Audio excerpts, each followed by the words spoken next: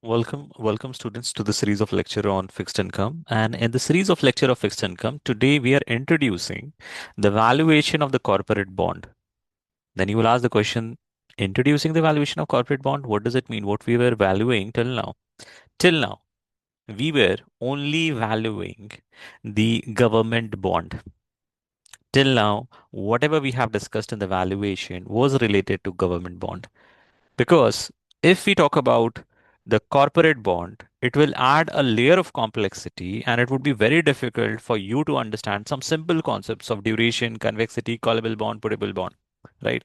And that's why we were not talking about the aspect of valuation which gets impacted due to corporate bond because it's also very simple, but the layer of complexity might confuse you.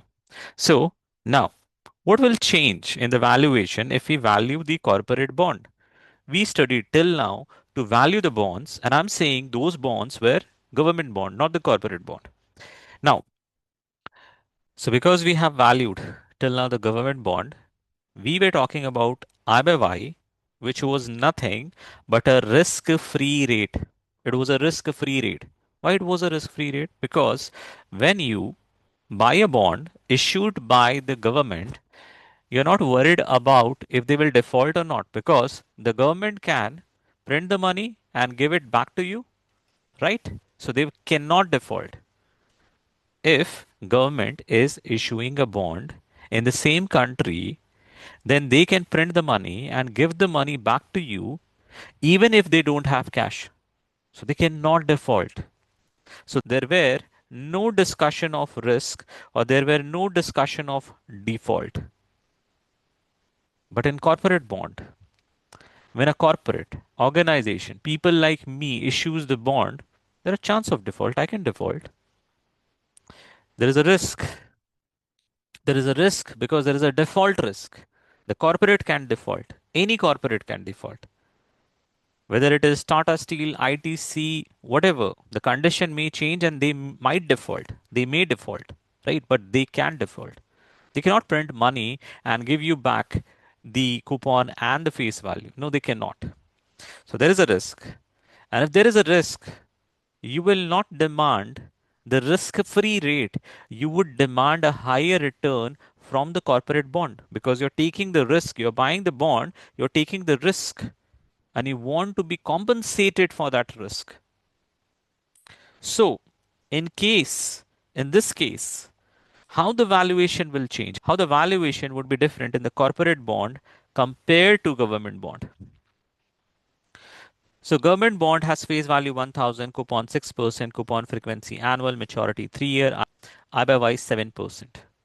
That I by Y was the risk-free rate for the government bond. If you talk about the corporate bond with the same feature, this I by Y will change because what was I by Y? I by Y was not just any discounting return. It is your required rate of return. It is the return that you're demanding from the government bond. And because it was a government bond, it was a risk free rate. And the terminology, the specific terminology to be used, it is a nominal risk free rate because it includes inflation. That was you were demanding. That 7% you were demanding.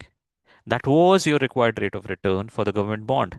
But in corporate bond, will you demand only 7%? No, you would demand risk free rate plus something. That something is because of a risk. Which risk? A default risk. You're demanding this something, say 7% was the risk free rate, which you will demand from any government bond. But because it is a corporate bond, I am demanding this 3% extra. And I am demanding it because there is default risk. There is credit risk. The better word is credit risk. There is a credit risk.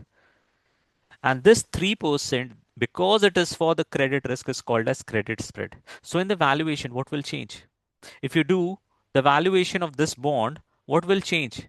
FV 1000, coupon 60, PMT 60, N3, I by Y. When you input I by Y, it will be 10%. So let's do the valuation of government bond and corporate bond. And let's observe what is changing.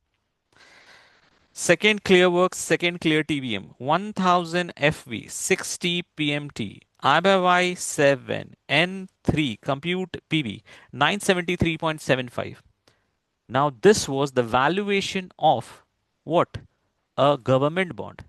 Now, I have to change the required rate of return, the interest that I will charge, the RE, the required rate of return that I'll charge from 7% to 10%. So 10, I by Y compute PV. Before hitting PV, please tell me, will the value increase or decrease? It will decrease. 900. So for government bond, the value came to 973 and here it came to 900. So can I say if you are performing valuation, the value of a government bond will always be higher than value of a corporate bond for the identical characteristics because the required rate of return in a corporate bond is always RF plus something, and that something is called as credit spread. This is the terminology which is written in your book. This is the terminology which is written in your book. That is the credit spread.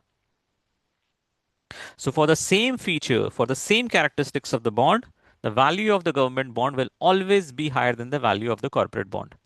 But the question is, sir, how would I get this 3%? How would I get my credit spread? Let's deep dive into this credit spread.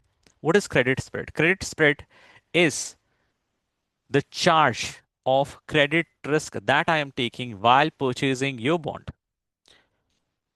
It says it has two components. One is the probability of default. What is the probability that you will default? What is the probability of default? Is it 80%? Is it 30%? Is it 50%? It is 2%? Is it 100%? What is the probability of default? And if there is a probability of default, if you default, on what amount you will default? Is it 20%? Is it 30%? Is it 40%? Is it 50%? Is it 100%? If there is a probability of default, it's not always true that you will default on the full payment, right? Because that depends upon how much asset and liability you have. If you have a liability of 80 and the asset you have is 40, then the loss given default is what? Only 50%? Because you can pay the remaining amount. You can pay the 40. So there are two components for calculating credit spread. PD, probability of default. Second component, loss given default. So the formula is PD into LGD. Why the formula is PD into LGD? It's very simple. There is a probability of default. There is no probability of default. If there would be a default, then the loss given default is 20%. If there is no default, then there is no loss. So on an average, the expected loss is what? PD into LGD, right? You can create a binomial tree or probability tree. 80% there would be default. 20% there won't be any default. If there would be default, then the default amount is of 20%, right?